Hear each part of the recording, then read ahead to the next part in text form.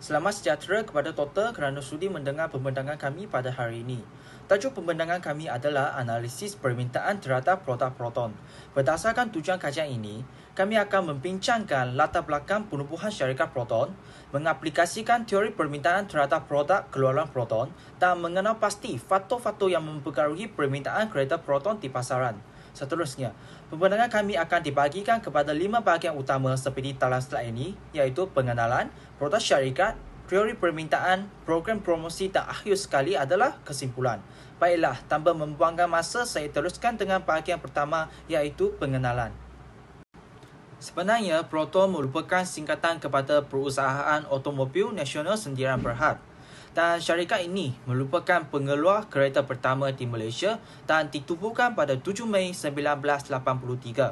Pada peringkat awal penubuhan, Proton dimulakan dengan modal permulaan sebanyak 150 juta. Sebenarnya, idea penubuhan syarikat ini datang daripada Tun Dr. Mahathir Mohamad yang merupakan Perdana Menteri Malaysia yang keempat pada ketika itu. Beliau berhasrat untuk menjadikan Malaysia sebagai sebuah negara perindustrian dengan memiliki kereta buatan sendiri yang setanding dengan negara-negara maju lain seperti Jepun. Idea ini pertama kali dicetuskan oleh Tun Dr. Mahathir kepada Presiden Mitsubishi semasa lawatan beliau ke Malaysia pada tahun 1981. Hasil perbincangan itu iaitu pada Februari 1982, sebuah pasukan projek khas telah ditubuhkan di HICOM atau dikenali sebagai Perubatanan Industri Berat Malaysia Berhad. Kemudian, perjanjian kerjasama rasmi dimeterai antara HICOM dan Mitsubishi bagi membangunkan kereta nasional pertama Malaysia. Kerjasama ini sangat penting kerananya membantu Malaysia mendapatkan kebakaran teknikal serta teknologi otomotif dari Jepun untuk merealisasikan impian kereta nasional. Seterusnya untuk slide ini, saya akan memperkenalkan modal dan inovasi perkembangan Proton. Modal pertama yang diperkenalkan oleh Proton adalah Proton Saga yang telah dilancarkan pada tahun 1985 oleh Tun Dr. Mahathir Mohamad, Perdana Menteri ketika itu.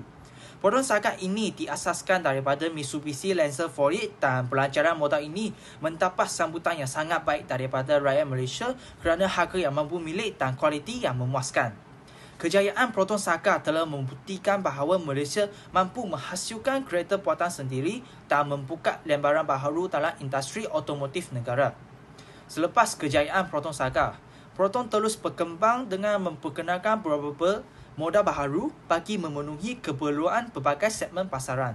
Antara modal yang popular adalah Proton Villa yang dilancarkan pada tahun 1993 dan menjadi antara modal paling laris di Malaysia. Seterusnya adalah Proton Satria yang diperkenalkan pada 1994 dan modal ini sangat diminati dalam kalangan anak muda kerana reka bentuknya yang sportif. Seterusnya adalah Proton Perdana yang dilancarkan pada tahun 1995 yang khusus untuk segmen kereta eksekutif. Kehadiran pelbagai modal ini telah memberi banyak pilihan kepada pengguna tempatan serta membantu mengukuhkan kedudukan Proton dalam industri otomotif Malaysia. Kini, Proton terus bergerak ke hadapan dengan menghasilkan modal-modal moden yang lebih canggih dan selamat. Antara model terkini yang sangat popular adalah Proton S70 dan Proton S50. Kedua model SUV ini mendapat sambutan hangat di pasaran tempatan kerana reka bentuknya yang menarik, teknologi moden dan harga yang berpatutan. Selain itu, Proton kini juga memberi fokus kepada teknologi hijau dan kenderaan elektrik seiring dengan keperluan global untuk menghasilkan kenderaan yang lebih mesra alam dan lestari. Ini merupakan satu langkah penting dalam usaha Proton untuk kekal relevan di peringkat antarabangsa. Assalamualaikum dan salam sejahtera. Saya ingin membentangkan mengenai produk keluaran syarikat automotif nasional iaitu Proton Holdings Berhad. Proton merupakan syarikat pengeluar kereta nasional pertama Malaysia yang ditubuhkan pada 7 Mei 1983. Model pertama yang diperkenalkan ialah Proton Saga pada tahun 1985 dan model ini menjadi simbol permulaan kepada industri automotif negara. Berpangkalan di Shah Alam dan Tanjung Malim, Proton kini dimiliki oleh DRB Highcom dan sejak tahun 2017 telah menjalinkan hubungan strategik dengan syarikat automotif dari China, iaitu Geely Holdings. Melalui kerjasama ini, Proton telah berjaya menghasilkan pelbagai model moden seperti X70, X50, S70 dan X90 serta mengembangkan kehadiran dalam pasaran antarabangsa termasuk di Pakistan, Brunei dan Afrika Selatan. Dalam pasaran antarabangsa termasuk di Pakistan, Brunei dan Afrika Selatan tersebut, Proton telah menghasilkan pelbagai jenis kenderaan merentasi semua segmen daripada kereta kompak bandar hingga kereta utiliti sukan dalam kurungan SUV dan kenderaan elektrik. Proton Saga sebagai model pertama kekal sebagai ikon automotif negara dengan 3 generasi utama dan jumlah jualan melebihi 2 juta unit di seluruh dunia. Segmen A, Proton turut mengeluarkan beberapa model bersaiz kecil yang lebih bersifat kompak dan sesuai untuk kegunaan bandar. Antara model yang dikeluarkan termasuklah Proton Tiara yang dipasarkan antara tahun 1996 hingga tahun 2000 dan ianya berasaskan model Citroen AX. Seterusnya, Proton Savvy yang dikeluarkan dari tahun 2005 hingga 2011 menggunakan enjin Renault.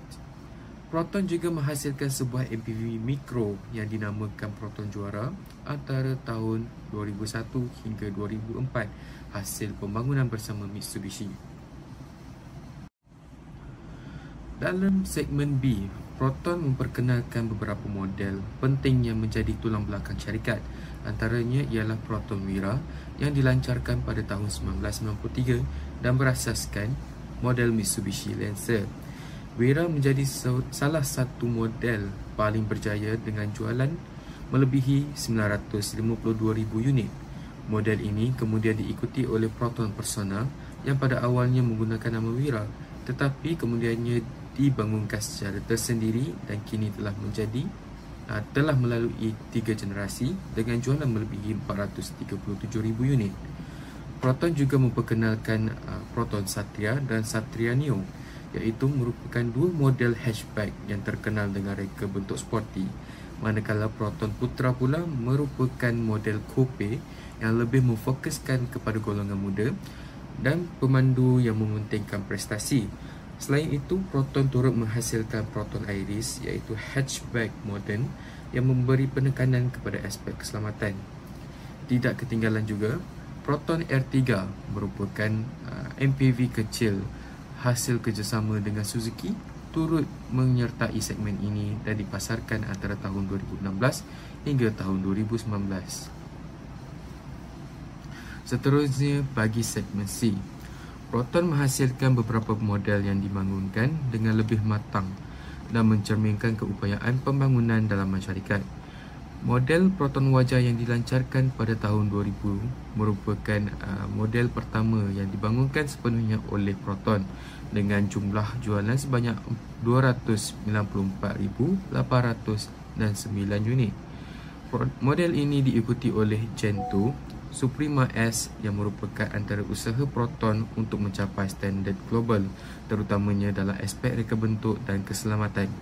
MPV Proton Exora yang diperkenalkan pada tahun 2009 menjadi satu-satunya MPV yang dibangunkan sepenuhnya oleh Proton dan sangat sesuai digunakan sebagai kenderaan keluarga. Ia kekal dalam pasaran sehingga tahun 2023 dengan jumlah penjualan melebihi 196,000 unit. Selain itu, Proton Inspira merupakan model hasil kerjasama dengan Mitsubishi berasaskan model Lancer, manakala Proton S70 pula ialah sedan moden yang menggunakan teknologi Geely dan telah mencatatkan jualan sebanyak 14,632 unit pada tahun 2024. Segmen ini juga menyaksikan perubahan besar dalam imej Proton apabila syarikat mula memasarkan SUV hasil kerjasama dengan Geely. Bermula dengan model X70 yang menerima sambutan yang sangat menggalakkan. Bagi segmen D, Proton mengetengahkan model-model mewah dan bersaiz besar. Model Proton perdana, generasi pertama yang diperkenalkan pada tahun 1995, dibangunkan berasaskan model Mitsubishi Eterna, manakala generasi keduanya yang dikeluarkan dari tahun 2013 hingga 2020 menggunakan asas daripada Honda Accord. Model ini banyak digunakan dalam sektor kerajaan kerana reka bentuknya yang kemas dan profesional. Proton juga memperkenalkan SUV 7 tempat duduk iaitu Proton X90 yang menawarkan keselesaan dan keluasan bagi kegunaan keluarga besar. Pada tahun 2024 sahaja, X90 mencatatkan jualan sebanyak 3,533 unit. Model Proton X70 pula, sejak pelancarannya pada tahun 2018 telah mencapai jualan lebih daripada 100,000 unit secara keseluruhan, dengan 8,992 unit terjual pada tahun 2024 sahaja. Kini Proton sedang bergerak ke arah teknologi hijau melalui perancangan untuk melancarkan Proton E-Mass 7, sebuah SUV elektrik segmen C yang dibina bersama Geely.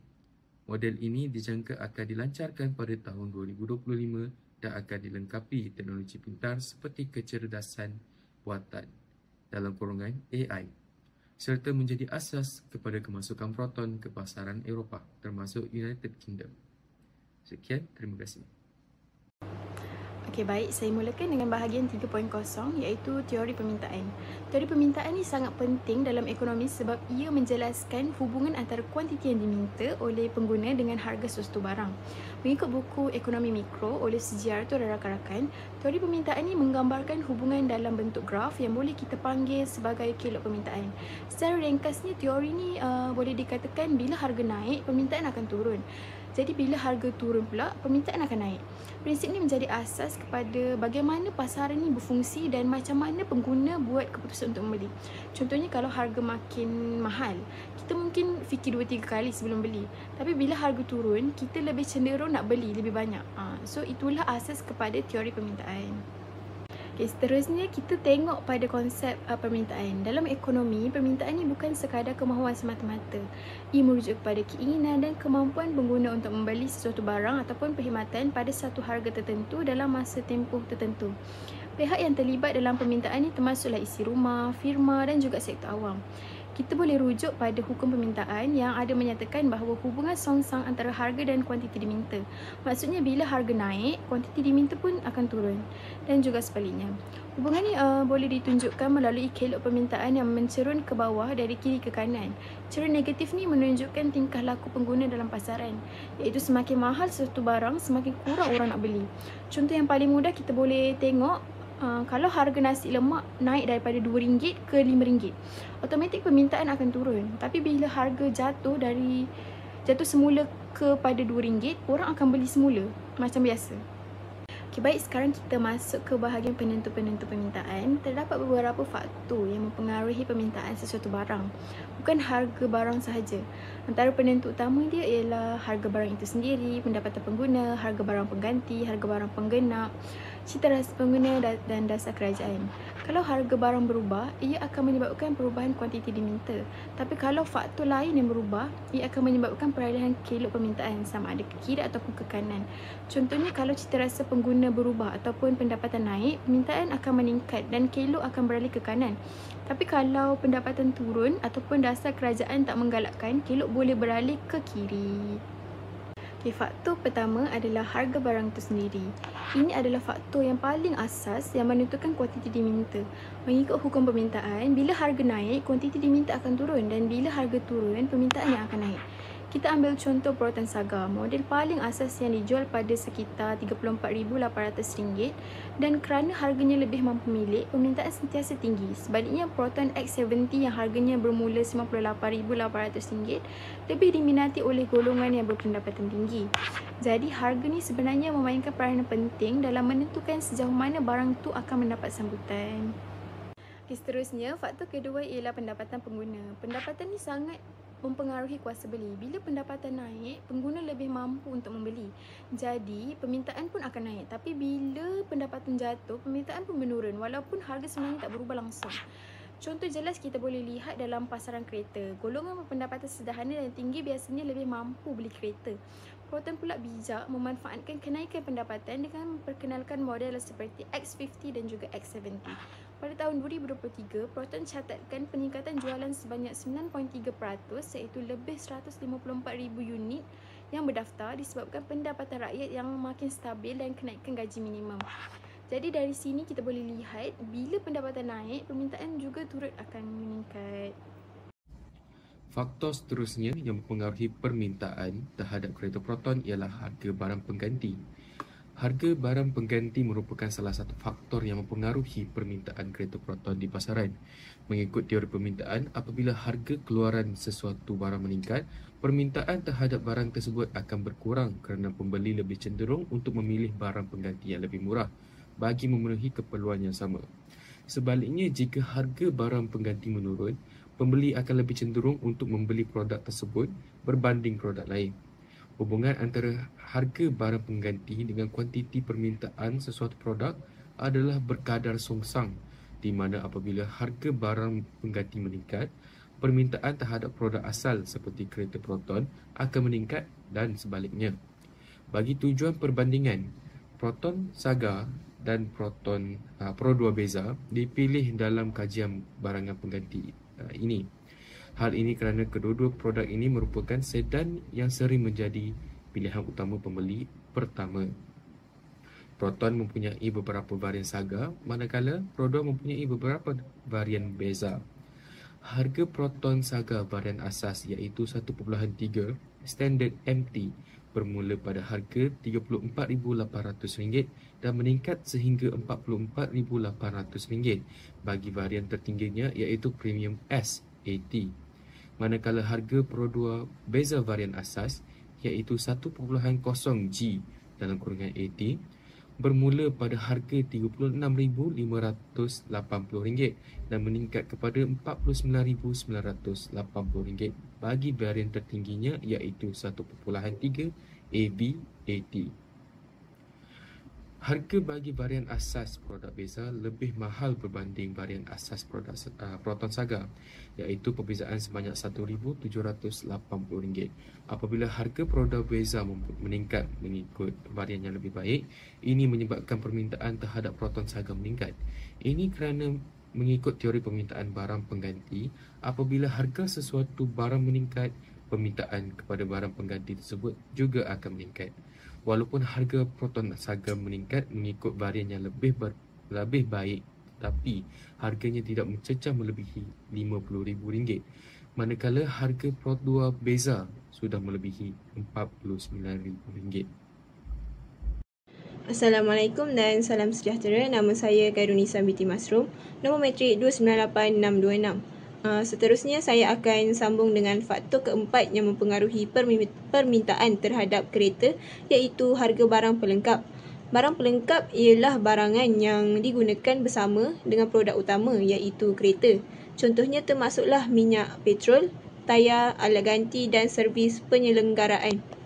Apabila harga barang pelengkap seperti minyak petrol meningkat, kos penggunaan keseluruhan kereta turut meningkat. Ini menyebabkan permintaan terhadap kereta mungkin berkurangan kerana pengguna perlu menanggung kos tambahan.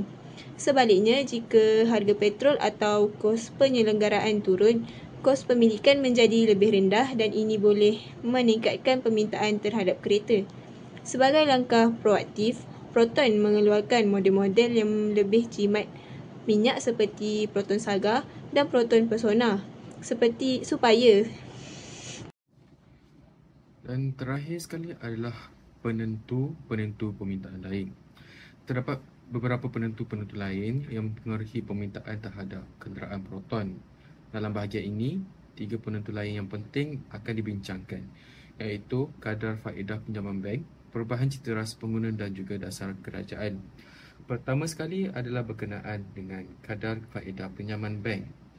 Kadar faedah pinjaman bank merupakan faktor yang penting dalam mempengaruhi permintaan terhadap produk tertentu. Kadar faedah bank akan ditentukan oleh kadar dasar semalaman mengikut keputusan Bank Negara. Peningkatan atau penurunan permintaan Proton ditentukan melalui kadar faedah pinjaman bank juga. kadar OPR telah dinaikkan sebanyak 0.25% kepada 3% pada Julai tahun 2023. Bagi mengawal tekanan inflasi, kenaikan ini turut menyebabkan kadar faedah pinjaman kenderaan meningkat daripada purata 2.35% kepada 2.65% bagi kenderaan baharu. Seterusnya adalah perubahan cita rasa pengguna. Cita rasa pengguna sentiasa berubah dari masa ke semasa mengikut trend teknologi gaya hidup dan juga keperluan semasa. Dalam pasaran automotif, perubahan ini boleh memberi kesan terhadap permintaan sebuah jenama ataupun model. Sebagai contoh, golongan muda masa kini lebih tertarik kepada kereta yang bergaya moden, dilengkapi teknologi pintar dan mempunyai sistem keselamatan yang canggih. Model-model seperti Proton X50 dan juga X70 memenuhi keperluan ini dengan ciri-ciri seperti sistem bantuan pemanduan dalam kurungan ADAS, paparan digital interaktif serta reka bentuk aerodinamik yang menarik. Menurut Paul Tan, Automotive News tahun 2024, model Proton X50 mencatat peningkatan permintaan dalam kalangan pembeli muda kerana reka bentuk yang menarik dan nilai teknologi tinggi pada harga yang kompetitif. Dan terakhir sekali adalah dasar kerajaan. Dasar kerajaan memainkan peranan penting dalam mempengaruhi permintaan untuk produk tertentu, termasuk kenderaan. Dasar kerajaan juga memainkan peranan penting dalam menentukan permintaan terhadap sesetengah produk, seperti produk Proton. Antara dasar yang paling signifikan ialah pengecualian cukai jualan SST untuk kenderaan pemasangan tempatan CKD yang diperkenalkan sebagai sebahagian daripada pakej rangsangan ekonomi pasca pandemik COVID-19. Dasar ini telah memberikan kelebihan kepada Proton kerana semua modelnya dipasang dalam negara. Pengecualian cukai jualan yang berkuat kuasa sehingga pertengahan tahun 2022 telah menyebabkan lonjakan permintaan mendadak, dengan jualan tahunan meningkat melebihi 154,000 unit pada tahun 2023, peningkatan 9.3% berbanding tahun sebelumnya. Di samping itu, Dasar Automotif Nasional dalam kurungan NAP yang menyokong pembangunan teknologi hijau dan kereta elektrik dalam kurungan EV turut membuka peluang kepada Proton untuk memperkenalkan model EV pertama mereka, iaitu Proton E-Mass yang dijangka dilancarkan pada tahun 2025. Kesimpulannya, ketiga-tiga faktor iaitu kadar faedah pinjaman bank, perubahan cita rasa pengguna dan dasar kerajaan merupakan penentu penting dalam menentukan corak permintaan terhadap produk syarikat Proton. Kesesuaian produk dengan keperluan pengguna dan sokongan dasar kerajaan yang mesra industri menjadi pembangkit utama kepada permintaan yang mampan dan berterusan. Sekian, terima kasih. Sekarang saya akan sambung pembentangan kami dengan topik strategi pemasaran bagi syarikat Proton. Strategi pemasaran ialah satu set aktiviti yang dirancang secara strategik untuk mempengaruhi, memaklumkan dan memujuk pelanggan supaya membeli sesuatu produk. Matlamat utama strategi ini adalah untuk meningkatkan permintaan serta memperkukuh keterlihatan jenama di pasaran. Antara kaedah yang digunakan termasuklah diskaun, barangan percuma, peraduan dan juga program kesetiaan. Strategi pemasaran pertama bagi syarikat Proton adalah melalui penjenamaan semula dan juga kerjasama strategi. Pada tahun 2017, Geely dari China membeli hampir 50% saham Proton. Ini memberikan Proton akses kepada teknologi automotif terkini dan reka bentuk moden. Hasil kerjasama ini dapat dilihat melalui model baharu seperti Proton X70, X50 dan juga S70. Usaha ini berjaya mengubah persepsi pengguna terhadap kualiti Proton serta menarik pelanggan baharu yang sebelum ini lebih memilih jenama antarabangsa.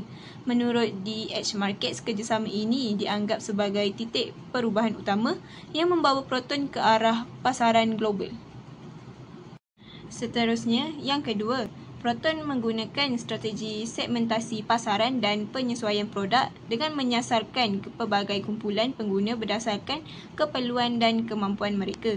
Sebagai contoh, model Proton Saga disasarkan kepada golongan berpendapatan rendah dan sederhana kerana ia merupakan pilihan bajet yang berkualiti.